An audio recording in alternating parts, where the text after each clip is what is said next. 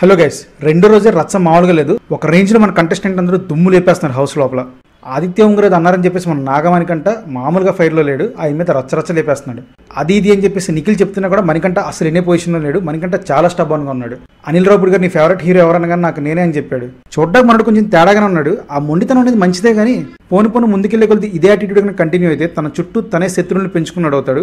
So అదే నామినేషన్కి lead చేసి అదే హౌస్ నుంచి బయటికి పంపించేసే వరకు చేసిద్దేమో. ఇదే ఒక క్రేజీ విషయం అనుకుంటే ఈరోజు ఇంకో క్రేజీ విషయం జరిగింది. అదేంటంటే సరదాగా హౌస్లో హౌస్ మేట్స్ అందరూ కలిసి ఆడుకుంటున్నారు. దానిలో ఆరెంజెస్తో కూడా ఆడుకుంటున్నారు అనమాట.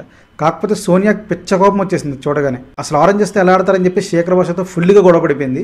సరిగ్గా కొంచెం ఆలోచిస్తే పర్లేదు, ఎందుకంటే కొంతమందికి చాలా హైజీన్గా తినాలనిపించింది. సోనియా కూడా అలాగే అనిపించుండొచ్చు, దాని గురించి తను ఆర్గ్యూ చేసి ఉండొచ్చు. కాకపోతే అంత హార్ష్గా చెప్పాల్సిన అవసరం లేదు. ఎదుటి వ్యక్తికి అర్థమయ్యేలా చెప్పినా సరిపోయేది. నువ్వు డ్రైనేజ్లు వేసుకుంటావు, ఎక్కడ వేసుకుంటావు నాకెందుకు అని చెప్పాల్సిన అవసరం లేదు. ఇదే సెకండ్ హైలైట్ అనుకుంటే థర్డ్ హైలైట్ ఇంకోటి ఏంటంటే టాస్క్. అసలు ఆ టాస్క్ ఉంది భయ్యా, మామూలుగా లేదు. ఒక పెద్ద అడ్వెంచర్ సెటప్లా చేశారనమాట దాన్ని ఈరోజు. ఆ టాస్క్లో నాకెందుకో నైనికానే ఖచ్చితంగా గెలిచిద్ది అనిపిస్తుంది. కారణం ఏంటంటే ఒకటి స్వతహాగానే నేను డాన్సర్ కాబట్టి తను చాలా ఫ్లెక్సిబుల్గా ఉంటుంది.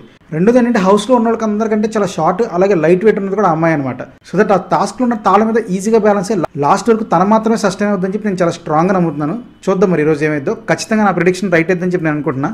మరి మీరేమనుకుంటున్నారో కింద కామెంట్ చేయండి.